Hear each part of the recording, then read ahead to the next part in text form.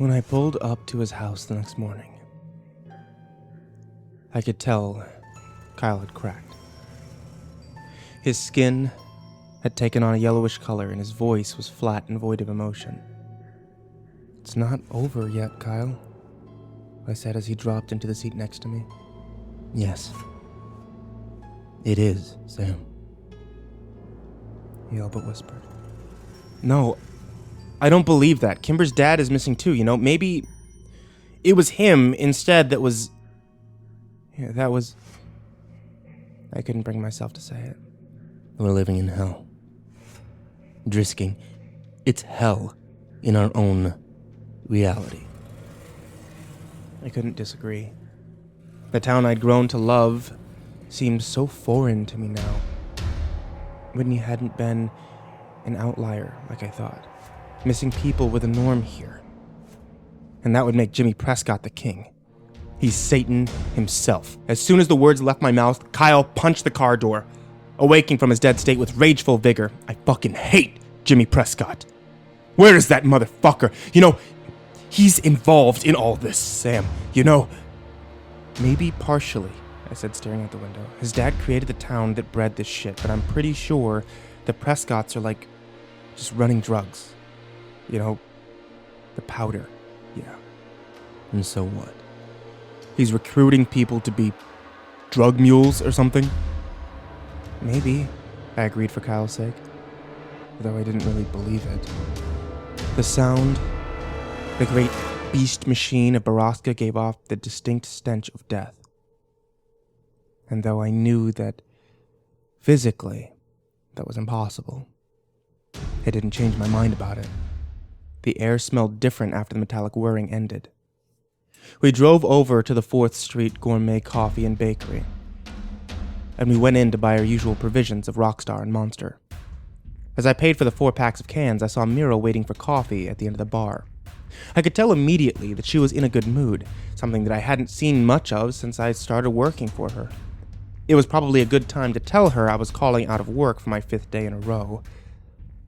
"Hey, Mira," I muttered as I approached. I can't come in again today.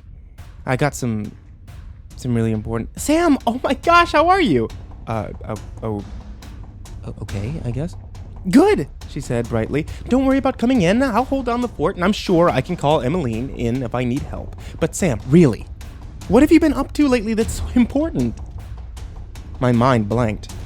Just as I started to stutter out some bullshit about helping my dad, Kyle appeared behind me. "We're trying to find Borrasca," he said with all the gravity of a eulogy. Oh yeah, Owen told me that you asked him about that. You know, that's just a story, Sam. That legend has been around since I was a kid. Yeah, well, we're looking for our missing friend, Kimber. We think maybe she's... there. I trailed off lamely. Oh, really? I thought I heard the DeStaros were staying with relatives in Maine over the summer. Oh well. Anyway, good luck, boys. "Thanks." Kyle's voice was sour, and I knew his patience within. When we got back into the car, we each popped open a can of Rockstar and started chugging. I knew better than to ask Kyle if he wanted to smoke, since I'm sure he hadn't lit a bowl ever since Kimber disappeared. He finished the energy drink under a minute and crumpled the can in his hands. "I don't like your boss," he said. Mira? Why not? "I don't know, she's just off." Well, I mean, she's been going through some things. I wasn't going to elaborate any further. "Why were you asking her husband about Borrasca anyway?" I don't know. I was just making small talk, and I thought he might know. He seemed to know a lot of other things. "And did he know?" No. I took a long gulp of the sour drink, and then choked on it when I remembered something Owen had said. Well, actually, yeah. He said a Borrasca instead of just Borrasca. You know, like, it's a thing instead of a place. Kyle lowered his Rockstar. "And is it?" Is it what? "Is it a thing?" I don't know. I've never heard of it. I've Googled everything weird about this town, but nothing ever came up. "Did you spell it right?" I don't know, I shrugged. Do you know how to spell it? "No." I pulled up my phone. No, fuck Google. We need to talk to Catherine Scanlon. That's what Kimber would say. And he was right. Catherine Scanlon may be the most knowledgeable person in town and was probably the right person to ask. I pulled out a 4th Street coffee and prayed she was at her office already. When we parked in front of Drisking Art and Antiques, I was disappointed to see that the store was dark. Kyle pointed to a small, cheap open sign hanging in the corner of the door, and I crossed my fingers that it was for Catherine's office. I was relieved to find that the door unlocked, and we hurried past all the antiques and blown glass to the back of the store, where we found an open door and Catherine sitting at her desk. "Boys," she stood up as she saw us, "you're up quite early for summer break. How did the essay do?" Great," I said. "Actually, we're here for more help." Personal interest, Kyle added. Catherine raised her eyebrows. Well, color me impressed. I needed to get right down to it. If some small chance Kimber was still alive, that every second counted. We're here because we wanted to know if Borrasca is a thing or a place. Catherine raised her eyebrow. I remember that legend as a kid. I'd actually have to tell you I didn't know if it wasn't for Wyatt. He knew so little about so much, she laughed. A sort of jack of all trades, but anyway, he told me an interesting fact once about Borrasca. It's both. What do you mean? I leaned over her desk. Well, the term Borrasca is just old, outdated lexicon. The word was used by miners to describe an underperforming mine. A mine, I whispered. Kyle shook his head. We've been looking at mines. So, all the mines in Butler County are Borrascas? I asked. Well, generally, it's only the first mine in the system to run dry that's called a Borrasca.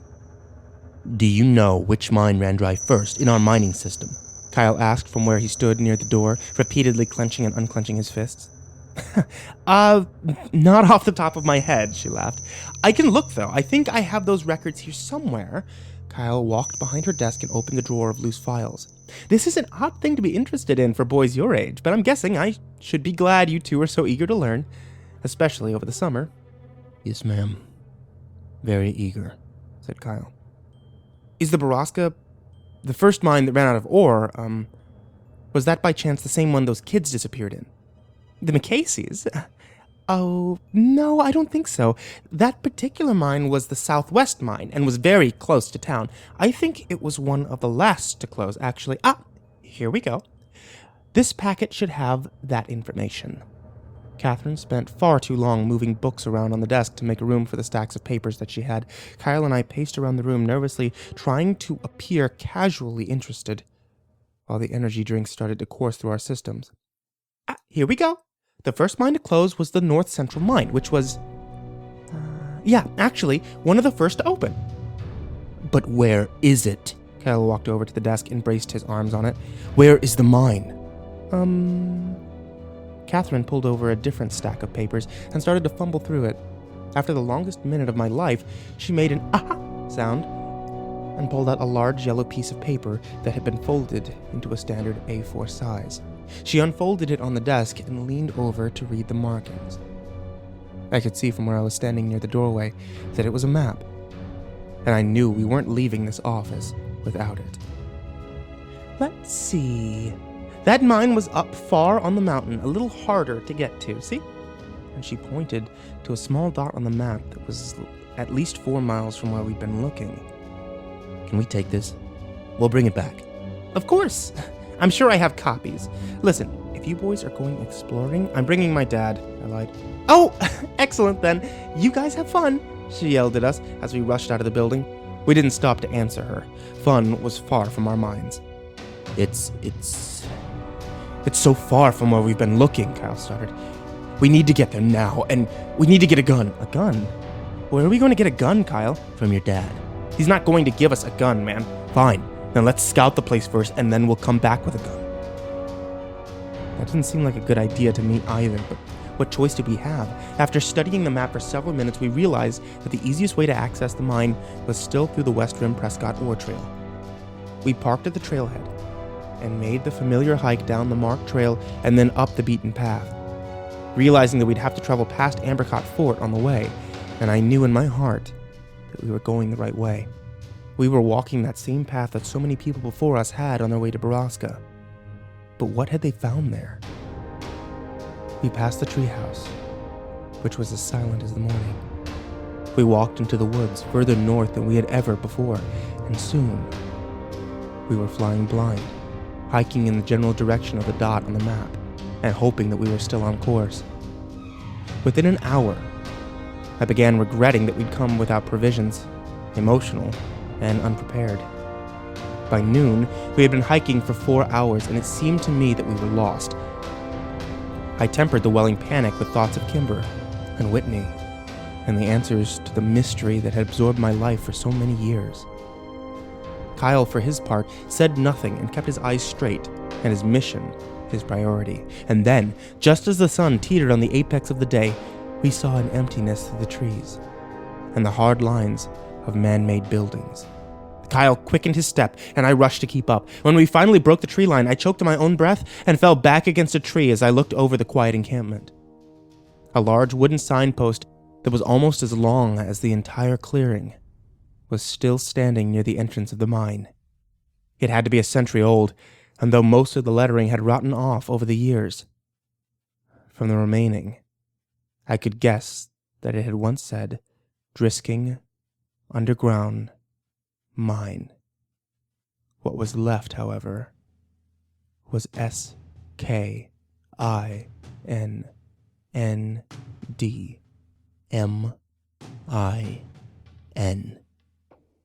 Skinmen. This way, Kyle pointed to the north end of the camp. We stepped out from the shadows and into the vulnerability of the clearing. There were several large buildings still standing, and the boarded-up entrance to the ore mine was set back in the mountain. We're not going in there, I whispered. Let's try the building, he said, and pointed towards one nearby, which was the largest and at least 2 stories tall. We counted to 3 and then ran across the camp to the large wooden doors of the old building. They were cracked open, and when we squeezed inside, I had no doubts that death was indeed present in Borrasca. We were standing in what I guessed was a refinery, and in the middle of the room was a large, silver, conically shaped machine. A conveyor belt fed into it, and the room had a sour smell. Even the dirt beneath our feet seemed to have taken on a crimson tint. This is the machine. This is where they take them, I said. This is the place where people die. Kimber isn't here. Come on. I was only too happy to squeeze back out the door of the building and tiptoe around the side. We rounded a corner and almost ran into a recently waxed, shiny green truck parked there. This is Jimmy Prescott's truck, I breathed. I know whose truck this is, Kyle growled. We were now on an extraordinarily high alert. Kyle dropped to the ground and began to commando crawl around the building. I followed him and waited to hear a shout or a gunshot, but none came. As we crawled around the back of the building, Kyle turned around to me and put his finger over his lips, and then pointed at a 1-story brown building that was only a dozen feet away from us. He got into a crouched position and moved as fast as he could across the gap between the 2 buildings. I did the same. As soon as I reached the wall next to him, Kyle whirled around and put another finger to his lips. Then he pointed up to a window directly above us. There were noises coming from inside, and even to me, a 16-year-old virgin, the sounds of sex were unmistakable. We could hear an animalistic grunting and the tired, objecting groans of an old mattress. Unable to help myself, I whispered, "What the fuck?" to Kyle. But he was already gone, all caution abandoned, running around the side of the building. I followed him in through the first door we came upon and was hit in the face by an invisible wall of filth and suffering. The smell knocked me back, but Kyle kept running. I followed him in, past crates of ramen noodles, MREs, bottled water, and boxes I had no time to read. I crossed another threshold, and I was suddenly surrounded by people. So many people. I skidded to a halt and realized I was standing in some sort of dorm. Rows and rows of beds on either side of me with people strapped to them. Some were wearing dirty rags, some wearing nothing at all. Some seemed to be bloated, and I waited for one to call out to me, but they all seemed silent. Some watched me through tired, dead eyes, and others turned away. Looking around, I realized they were all women. floating I saw seemed to be Pregnancies. Some were confined to the beds and others were not. I looked across the room for Kyle and saw him standing a little further in the long room, looking back at me with the same confused, wild expression I was sure was on my face.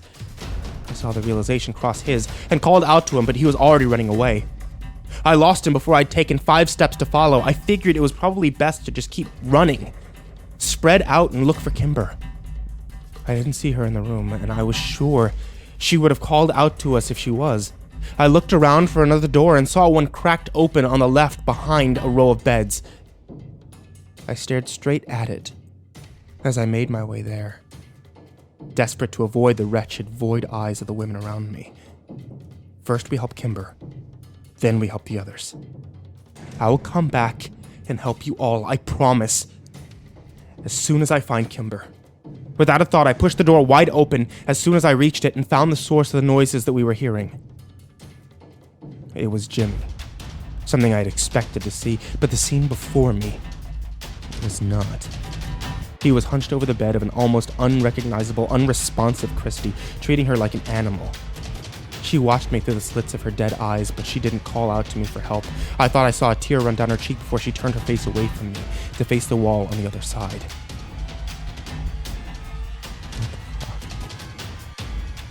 I didn't even realize the words were audible. I had never seen the depths of human suffering. Jimmy's head snapped around to look at me and briefly registered surprise before he smiled at me in a way that turned my insides to ice.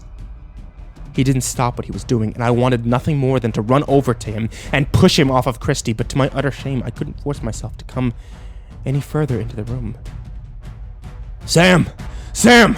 Kyle's voice echoed through the building, and I immediately cured myself of my paralysis. I found myself running back into the miner's dorm and away from Jimmy Prescott and Christy. Kyle!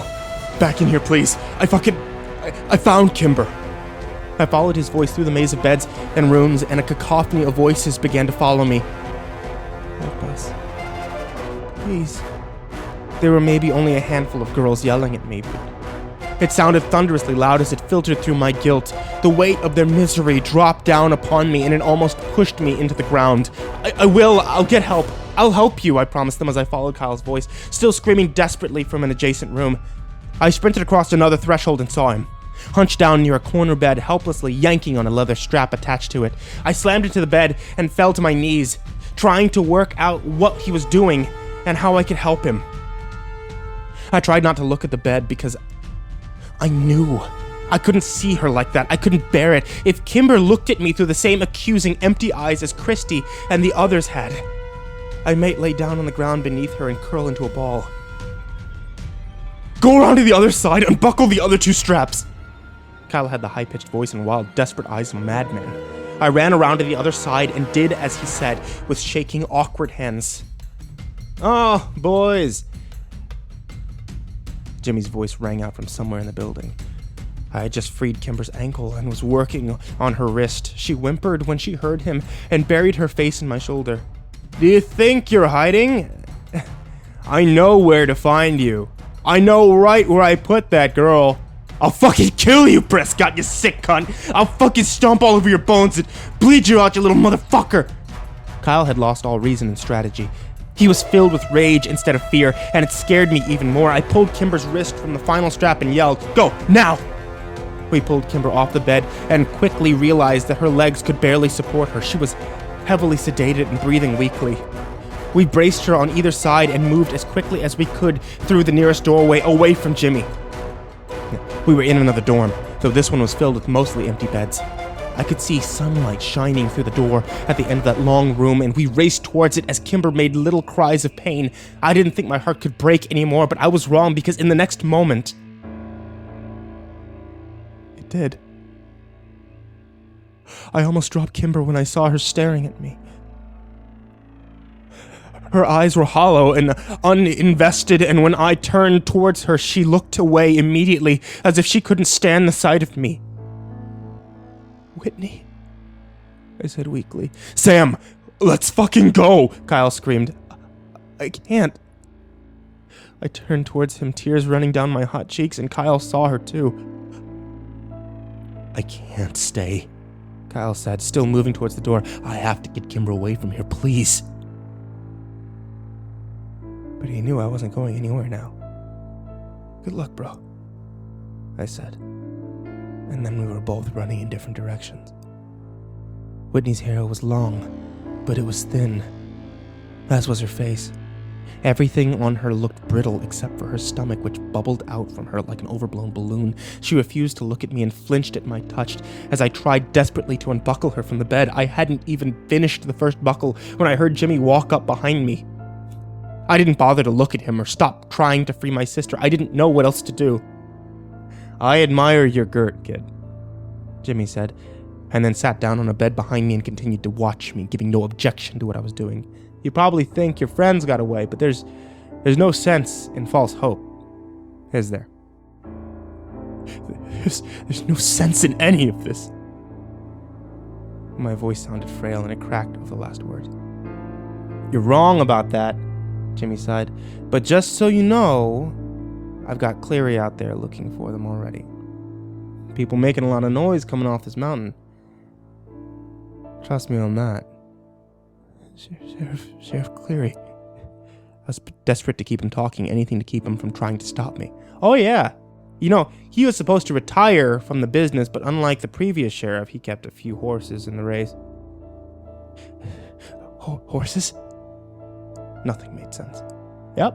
Jimmy slapped the bed next to me. We call these buildings the stables. I dropped the last buckle on the floor and looked down at Whitney. I expected her to spring up and run towards the door while I went after Prescott, but all she did was rub her wrist and itch her collarbone, and then she put her arms back where they'd been, turned her arms away from me and shut her eyes. I slumped down onto the bed next to her. I picked up her cold hand. If she wasn't leaving here, neither was I. It was over. I sent a silent prayer up to a god I didn't know and wished my friend's safety. Do you know what this is, Sam? I shrugged. It didn't seem to matter now. It's all about the babies. I stared down at Whitney and her swollen belly, but gave no indication I was listening. You wouldn't believe how much money is in the industry. I mean, my dad was a smart man, and he knew we didn't have anything of value to sell. And back then, the Prescotts were dirt poor, out-of-work miners just like everyone else in town. He first got the idea when he sold my older brother off to pay for the legal fees to fight the city. I mean, some people will pay 5 figures for a newborn, you know? Even back then. And the organizations that buy them, well, they buy in bulk. But we still make a killing off them. And our overhead is very low. Jimmy stood up and pulled a gun out of his waistband and threw it on the bed across the aisle. You know, try to understand, Sammy. It's not just about the money. We use the stables for community services too. Lots of people in town come to us, you know, ever since the 50s. I couldn't take it anymore. I didn't want to be here listening to this. I didn't want to see Whitney so broken. I didn't want to wait for inevitable death. It was torture in the purest form. What are you waiting for? Why don't you just kill me? This isn't a James Bond movie. I don't care about any of this shit. Jimmy laughed loudly, as if it was the funniest thing he'd ever heard. Kill you? Christ, kid. If I could, then I already would have, but I'm not allowed to kill you. I've been trying to decide if I want to fuck your sister right in front of you, though. She's not one of mine, but it might be worth it just to see your face. Just kill me and let her go. Fuck, I'll kill myself if you let her go. I stood up from the bed, and Jimmy took 2 steps towards me and punched me hard in the face. I fell back down onto it. I moaned as I fought the tears and stars behind my eyes. I can't let her go, you little fuck. She's got one of our community service babies in her. Grace says she's got another week to go, 2 tops. Jimmy looked down at Whitney and frowned. She's been putting out shit babies, though. And as soon as this one's out of her, she's got a date with a shiny gentleman. What the fuck does that mean? I yelled at him. and a loud ring suddenly filled the room. Jimmy held up a finger and pulled a phone out of his pocket. I gotta take a business call. 2 minutes, and we'll get back to our conversation. Jimmy walked over to the corner of the room, and I desperately started to pull on Whitney. We gotta go. We gotta go, Whit. We can't stay here. She kept her eyes shut and her body relaxed. Whitney, they're going to kill you. My head whipped towards the door as I heard a truck skid in the dirt just outside. Jimmy ended his phone call, and Killian Cleary walked in, pushing a limping, bloody Kyle in front of him. You lose something, Prescott. Where's the girl? Couldn't find her. God damn it, Cleary. You fucked us. Go back out there and find that girl. Jimmy snatched the gun off his bed and shoved it back into his waistband. Now listen here, you little shit, Cleary growled. I ain't your fucking employee, and I don't have all fucking day to play hide and seek in the woods. I told you that she wasn't with him, so I guess if you want to know where she is, you should get it out of him. Cleary threw Kyle down on the floor and spit near his feet. You gotta do your fucking job now? Jimmy walked over and without any hesitation kicked Kyle hard in the ribs. I heard some of them snap inside his chest. I tried to stand up, but I was still dizzy and fighting off the darkness. Where's your girlfriend, Landy?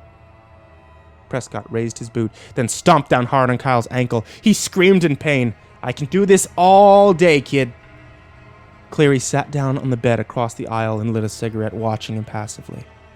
Jimmy pulled Kyle to his feet and then punched him hard in the face. A few of Kyle's teeth scattered across the floor. Tell me, you little cunt! Jimmy punched him again in the face and Kyle went limp. You're killing him! I screamed and jumped off the bed, running blindly towards Jimmy in a red rage. Cleary stood up and caught me with no effort at all, holding my arm down at my side. He laughed, cigarette still tucked into the corner of his mouth, as I struggled helplessly against his chest. Jimmy had straddled Kyle by now and was rapidly punching him in the face and chest. Kyle was barely conscious, and I prayed he'd pass out from the pain. After a few minutes of this, Jimmy stood up and rubbed his bloody fists. It's your last chance, Landy. Fuck you, Kyle said through wheeze-rattled breaths of air. Jimmy spit on him and raised his foot up as high as he could, and then brought it down on Kyle's face with so much force that I heard his skull break. I sagged in Killian Cleary's arms, and he dropped me into a puddle at his feet. Jimmy bummed a cigarette off Cleary, and they stood next to Whitney's bed, watching me cry. Jesus, what a mess. After a few minutes, Cleary flicked his cigarette out and pulled out his phone. All right, Sam. Take your friend. I couldn't have heard him right. Fuck that. The little Landy shit ain't leaving here. You want to clean this mess up, Prescott? I stood up and my knees didn't buckle beneath me. I'm not leaving without my sister, I told them. Jimmy laughed. Yes, you are, Cleary said. If you want to save your friend's life, he ain't dead yet, Sam, but he will be soon. He tossed his keys at me. The road off this mountain is back by the refinery. I let the keys bounce off me and fall to the floor. Cleary swore at me. I knew he was right.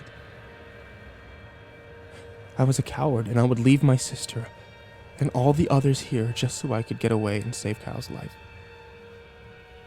I picked up the keys and then, without looking at the two men,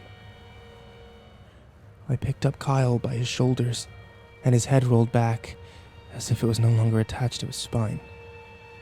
His face was a collage of pulp and blood, and I struggled to stay calm and breathe as I dragged him out of the building. Cleary and Prescott watched me, taking drags off their cigarettes and saying nothing. I knew they were probably lying to me. Kyle would be dead by the time I got him off the mountain, if he wasn't already. I opened the door to Cleary's old Ford and placed Kyle in the front seat, wincing as his head rolled around like a ball on a string. It took me almost an hour to get down the mountain, even though I took the overgrown road at ridiculous speeds and did everything I could to destroy the shocks on the truck. I sped into the hospital's emergency zone and found a medical team waiting inside the door.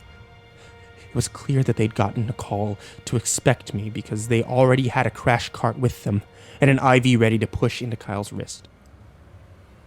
I left Cleary's truck where it was and spent the next 2 hours in the waiting room calling my dad over and over again and crying over an Architectural Digest magazine. No one came to take a statement from me or ask me any questions. Kyle's mom arrived just before my dad did and started screaming as soon as she saw me. My dad walked in behind her and had a deputy restrain her. He drove me home in silence, but I couldn't take it for long. Is anyone going to file a police report? Does anyone even fucking care what happened? Sam, he didn't turn to look at me. I'm doing my best to do damage control on the situation, but if Kyle dies or his parents sue, there's nothing I can do to keep you out of court. You think I did this? I screamed at him. We're not going to tell your mother, all right? She has enough to worry about. Dad! Kimber! It was fucking Prescott! And Sheriff Cleary! Yes.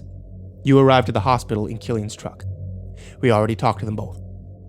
I was so frustrated and full of rage that my next words came out, a jumbled, stuttered mess that ended in a helpless scream. We pulled into our driveway and my dad turned off the car and finally turned to look at me as I struggled to catch my breath. Samuel, we will never speak of this again. Do you understand? Are you fucking kidding me, Dad? Kyle might fucking die. I saw Kimber. Enough. If you want this to go away, you will keep your mouth shut about it. Make no statements to anyone, and I'll hire the best lawyer I can afford to clean up your mess. I don't know why you beat your best friend almost to death, and frankly, I don't want to. Fuck you! I screamed at him and threw open the door to the cruiser. I ran then, away from him and the house and my broken life. He didn't come after me, not that day or any other.